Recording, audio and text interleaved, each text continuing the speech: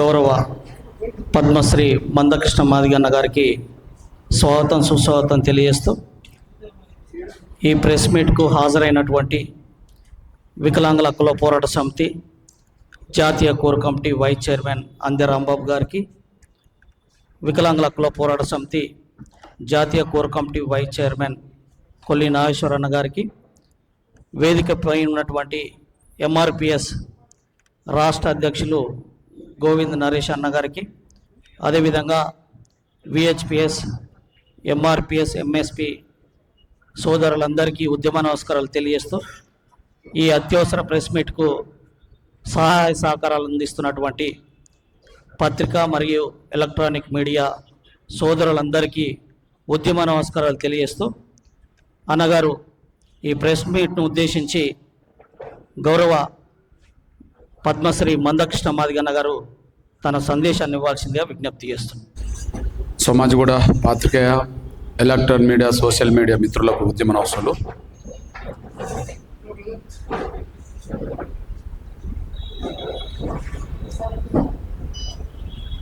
మిత్రులారా, ఒక చిన్న విజ్ఞప్తి.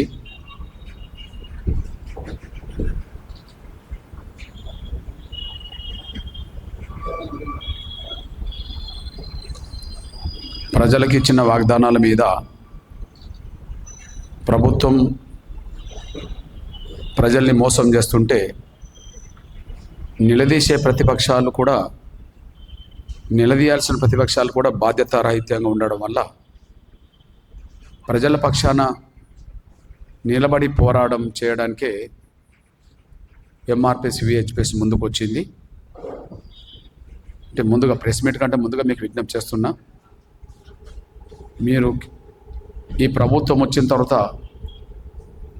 ఏదన్నా ఒక పేద వర్గాల ప్రధాన సమస్యల మీద ప్రతిపక్షాలు ఎప్పుడు కూడా ప్రభుత్వాల వైఫల్యాలను, మోసాలను ఎండగట్టి ఒక ప్రజాస్వామిక ఒక ఉద్యమాన్ని కూడా నిర్మించలేని పరిస్థితులు ఉన్నాయి. ప్రతిపక్షాల బలహీనత కూడా ఇక్కడ కనిపిస్తుంది. కాబట్టి ప్రభుత్వం మోసం చేసుకుంటూ పోతుంది. ఈ విషయాల మీద ఎంఆర్పిఎస్, విహెచ్పిఎస్ ముందుకు వచ్చింది. దాన్ని దృష్టిలో పెట్టుకొని పేద ప్రజల పక్షాన పోరాటం చేసే వాళ్ళకు మీ అండదండలు, న్యాయమైన సమస్యల మీద పోరాటం చేసే వాళ్ళకు మీ సహకారాలు మీరు అందించాలని చెప్పి నేను విజ్ఞప్తి చేస్తూ ప్రెస్ మీట్ మొదలు పెడుతున్నాను.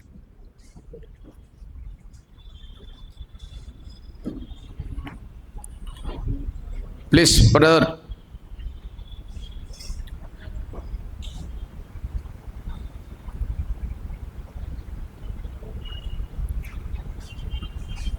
పెన్షన్లను పెంచే విషయంలో, కొత్త పెన్షన్లు మంజూరు చేసే విషయంలో రేవంత్ రెడ్డి గారి ప్రభుత్వం ఎన్నికలకు ముందిచ్చిన మాటను నిలబెట్టుకోలేదు. 1 నెల, 2 నెలలు, 3 నెలలు కాదు, 6 నెలలు కాదు, సంవత్సరం కూడా కాదు. ఆయన పరిపాలన వచ్చి 21 నెలలు అవుతున్నప్పటికీ పెన్షన్లు పెంచలేదు, కొత్త పెన్షన్లను మంజూరు చేయలేదు. ఇది నిర్లక్ష్యమే కాకుండా ముమ్మాటికి మోసం అని చెప్పి మేము స్పష్టం చేస్తున్నాం. స్పష్టంగా ఎన్నికలకు ముందు కాంగ్రెస్ పార్టీ మేనిఫెస్టోలో ఉన్నది. ఎన్నికల ప్రచారంలో భాగంగా 2023లో జరిగిన ప్రచారంలో భాగంగా రేవంత్ రెడ్డి గారు కూడా పిసిసి అధ్యక్షుడి హోదాలో హామీలు ఇచ్చిన సందర్భం ఉన్నది. తను మాట్లాడిన విషయాలు మర్చిపోయాడు, ఎన్నికల మేనిఫెస్టోలను కూడా మర్చిపోయాడు. 45 లక్షల మంది ఇప్పటికే పెన్షన్ పొందుతున్న వాళ్ళు ఉన్నారని,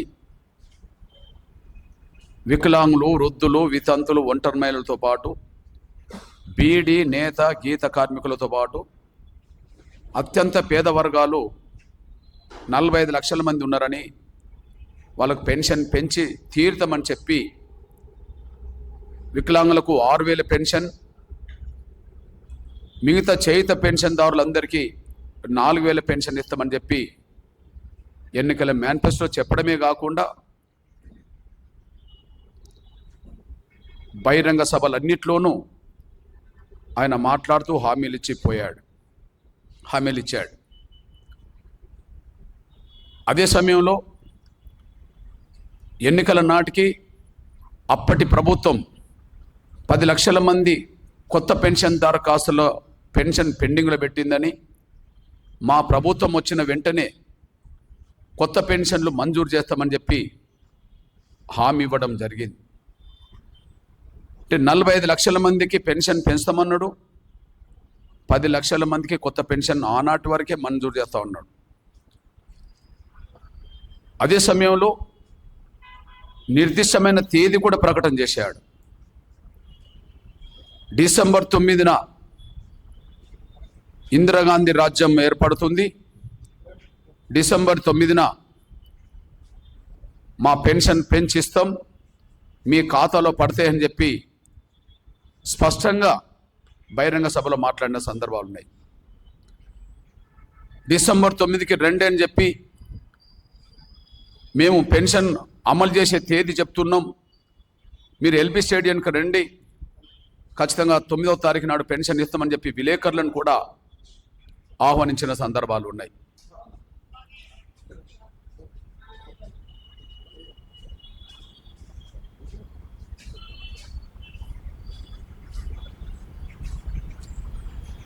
ఈ 3 విషయాలు మర్చిపోయాడు. ఒకటి, పెన్షన్ పెంచుతామన్నమాట మర్చిపోయాడు. 2 కొత్త పెన్షన్లు ఇస్తామన్నమాట మర్చిపోయాడు. అది కూడా 2023 డిసెంబర్ 9నే పెన్షన్లన్నీ పెంచి తీరుతామని చెప్పి మా దగ్గర రాష్ట్ర బడ్జెట్కి సంబంధించిన అన్ని వివరాలు పైసతో సహా మా దగ్గర లెక్కలు ఉన్నాయి, ఖచ్చితంగా మేము హామీని నిలబెట్టుకుంటామని చెప్పి మాట్లాడాడు. ఆయన ముఖ్యమంత్రి 21 నెలలు గడిచిపోతుంది, ఆయన హామీ నిలబెట్టుకోలేదు. కనీసం తెలంగాణ ప్రభుత్వం ఏర్పడ్డ తర్వాత, తెలంగాణలో ఎన్నికలు జరిగిన తర్వాత, ఆంధ్రప్రదేశ్లో ఎన్నికలు జరిగితే ఇవే హామీలను చంద్రబాబు నాయుడు గారు అక్కడ హామీ ఇవ్వడం జరిగింది. ఇక్కడ హామీల కంటే అదనపు హామీలు కూడా చంద్రబాబు నాయుడు గారు అక్కడ ఇచ్చాడు. ఇక్కడ ఇస్తానన్న 6,000 పెన్షన్ అక్కడ కూడా ఇస్తామని చెప్పడం జరిగింది చంద్రబాబు నాయుడు గారు. ఇక్కడ ఇస్తామని చెప్పి హామీ ఇచ్చిన చేత పెన్షన్లు 4,000 ఇస్తామని హామీ ఇవ్వడం జరిగింది. ఇక్కడ ఇవ్వని హామీని కూడా అక్కడ కండరాల క్షీణతతో బాధపడుతున్న 100కు 100% వైకల్యం ఉన్న వాళ్లకు 15,000 రూపాయలు ఇస్తామని హామీ ఇవ్వడం జరిగింది. అక్కడ 2024 జూన్లో అధికారంకి వస్తే తను హామీ ఇచ్చిన ఏప్రిల్ నెల నుంచే పెన్షన్ పెంచి ఏప్రిల్, మే, జూన్ కలిపి 3 నెలల పెన్షన్ పెంచి ఇచ్చిన సందర్భాలు ఉన్నాయి. అక్కడ చంద్రబాబు నాయుడు గారేమో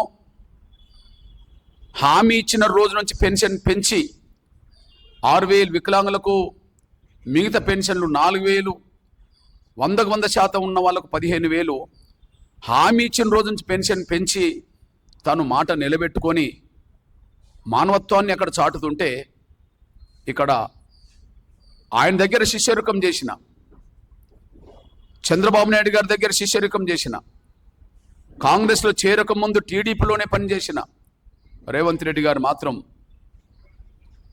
తను మాట్లాడిన మాటలు మర్చిపోయాడు, ఎన్నికల మేనిఫెస్టోని మర్చిపోయాడు, తన వాగ్దానాలు మర్చిపోయాడు. అదే సమయంలో కనీసం పక్క రాష్ట్ర ముఖ్యమంత్రి, మన తెలుగు రాష్ట్రం ఆంధ్ర రాష్ట్ర ముఖ్యమంత్రి చంద్రబాబు నాయుడు గారు అక్కడ పెన్షన్ పెంచిస్తున్న విషయం తెలిసి కూడా దాన్ని పట్టించుకోవట్లేదు. అంటే ఉద్దేశపూర్వకంగానే హామీని విస్మరించిండని, నిర్లక్ష్యానికి ఇదొక పరాకాష్ట అని, ఇది నిర్లక్ష్యం వరకే చూడకుండా ఇది ముమ్మాటికి మోసమవుతుంది. 1 నెల పెన్షన్ పెంచి ఇవ్వలేదు, హామీ నిలబెట్టుకోలేదంటే అర్థం ఉన్నది. ఒక 2 నెలలు, 3 నెలలు, 4 నెలలు అంటే ఒక అర్థం ఉన్నదని అనుకుంటే 21 నెలలు గడిచినప్పటికి కూడా పెన్షన్ పెంచకపోవడం, కొత్త పెన్షన్లు మంజూరు చేయకపోవడం చూస్తే అది ఉద్దేశపూర్వకంగా ఈ వర్గాలను మోసం చేయడం తప్ప మరొకటి కాదని మేము భావిస్తున్నాం. ఇక్కడ తను మోసం చేసే ధైర్యం రావడానికి ప్రధాన కారణం దాదాపు 55 లక్షల మంది పేద వర్గాల సమస్య ఇది. 45 లక్షల మంది ఇప్పటికే పెన్షన్ పొందుతున్న వాళ్ళ సమస్య. అదే సమయంలో కొత్తగా 10 లక్షల మంది పెన్షన్ కోసం ఎదురు చూసే వాళ్ళ సమస్య. ఈ 55 లక్షల మంది అని చెప్పి 2023 నవంబర్లో తనే చెప్పాడు. 55 లక్షల మంది పెన్షన్ కోసం ఎదురు చూసే వాళ్ళు ఉంటే, 55 లక్షల మంది పెన్షన్ ఎప్పుడు పెరుగుతుందని చెప్పి ఎదురు చూసే వాళ్ళు ఉంటే, అందులో భాగంగా మా కొత్త పెన్షన్ ఎప్పుడు వస్తుందని చెప్పి ఎదురు చూసే వాళ్ళు ఉంటే, అట్లాంటి పేద వర్గాల ఎదురుచూపు, అది ఎదురుచూపుగానే నిలబడడానికి, అది ఒక ఎండమావు కావడానికి కారణం ఏంటంటే, ఈ రాష్ట్రంలో అత్యంత పేద వర్గాల పక్షాన శాసనసభలో లేవనెత్తే ప్రతిపక్ష పార్టీల నాయకత్వం లేకపోవడమే. ఇక్కడ రేవంత్ రెడ్డి గారు తన మాట నిలబెట్టుకుంటే వీళ్ళ ప్రేమ అభిమానం పొందవచ్చని తెలిసినా కూడా, ఇచ్చిన మాట నిలబెట్టుకున్నాడనే పేరు వచ్చుతుందని తెలిసినా కూడా నిర్లక్ష్యానికి పరాకాష్ఠగా మారడానికి కారణం ఏంటంటే, ఈ వర్గాల పక్షాన ప్రతిపక్షాలు ఎవరు మాట్లాడే పరిస్థితి లేరు కదా అని చెప్పి తను భావనలు కూడా ఇది ఉండడానికి అవకాశం లేదని భావిస్తున్నాం. శాసనసభ సమావేశాలు జరుగుతున్నాయంటే అధికార పక్ష ప్రతిపక్ష పార్టీల మధ్యలో, ముఖ్యంగా అధికార ప్రతిపక్షం మధ్యలో వాడి వేడి చర్చలే కాదు, అది ఆ చర్చలు ఒక ప్రజాస్వామ్య స్ఫూర్తికి అనుగుణంగా జరిగేది కాకుండా, అది ఒక యుద్ధ వాతావరణంలాగా ఒకరినొకరిని దూషించుకునే విధంగా, ఒకరినొకరిని బెదిరించుకునే విధంగా, ఒకరొకరిని శాసనసభలో మాట్లాడడానికి వీలు లేని భాషతో కూడా వాళ్ళు మాట్లాడుకునే సందర్భాలు కనిపిస్తున్నాయి.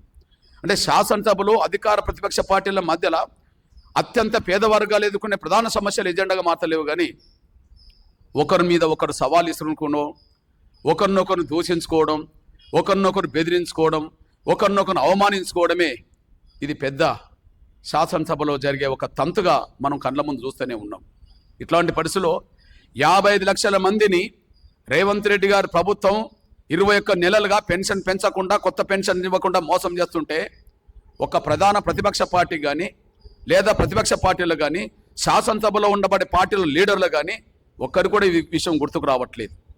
దీన్ని బట్టి అత్యంత పేద వర్గాల, దయనీయ జీవితాలు గడుపుతున్న వర్గాల, పెన్షన్ మీదనే ఆధారపడే బతికే వర్గాల బతుకుల గురించి అధికార పక్షానికి పట్టదని, ప్రతిపక్షాలు కూడా పట్టదనే విషయం 21 నెలలుగా అది రుజువు అవుతూనే ఉన్నది. 21 నెలలు ఆయన మోసం చేస్తుంటే, 21 నెలలుగా ఇన్ని సందర్భాల్లో శాసనసభ సమావేశాలు జరుగుతుంటే ఒక్కనాడు ఒక్క పార్టీ నాయకుడు కూడా, ఒక పార్టీ నాయకురాలు కూడా శాసనసభలో ఈ అంశాన్ని ఎజెండా చేస్తుందంటేనే అత్యంత పేద వర్గాల సమస్యల్ని ప్రభుత్వాలు పార్టీలు గాలికి వదిలేస్తాయి అనడానికి ఇది ఒక బలమైన సాక్ష్యం కూడా మీ దృష్టికి వస్తున్నాను. ఇట్లాంటి పరిస్థితుల్లోనే ప్రభుత్వ మోసాన్ని ఎండగట్టడం, అదే సమయంలో ప్రతిపక్ష పార్టీల నిర్లక్ష్యాన్ని కూడా ప్రజల దృష్టికి తీసుకెళ్లడమే లక్ష్యంగా దాదాపు తెలంగాణ మొత్తం 33 జిల్లాల్లో ఇప్పటికే దాదాపు 100 నియోజకవర్గాల్లో సభలు పెట్టి వచ్చేశాం. ఈ ప్రెస్ మీట్ జరిగే సమయానికి 98 నియోజకవర్గాల్లో సభలు పెట్టి వచ్చేశాం. ఆయన ప్రభుత్వంలో చలనం లేదు. ఆయన ప్రతిపక్ష పార్టీలకు తమ బాధ్యత ఏందో గుర్తుకు రావట్లేదు.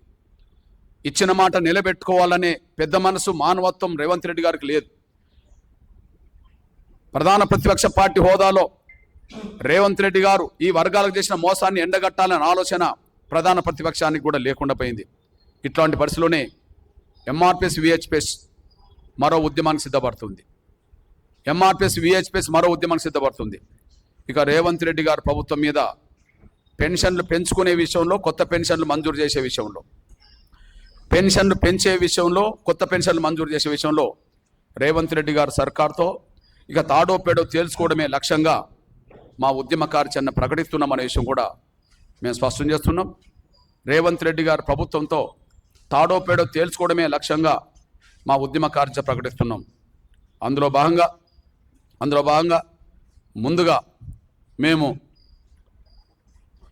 ఈ నెల 9న పరేడ్ గ్రౌండ్లో మేము వికలాంగులు మరియు వృద్ధులు వితంతులతో కూడిన మహాగర్జన నిర్వహించాలనుకున్నాం.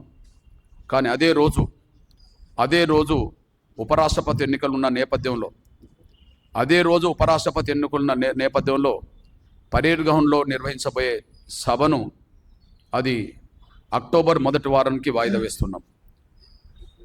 పరేడ్ గ్రౌండ్లో నిర్వహించబోయే సభను 9వ తారీఖున నిర్వహించబోయే సభను అక్టోబర్ మొదటి వారం 2వ వారం మధ్యకి వాయిదేస్తున్నాం. 4-11 మధ్యలో ఆ గర్జన నిర్వహించి తీరుతాం.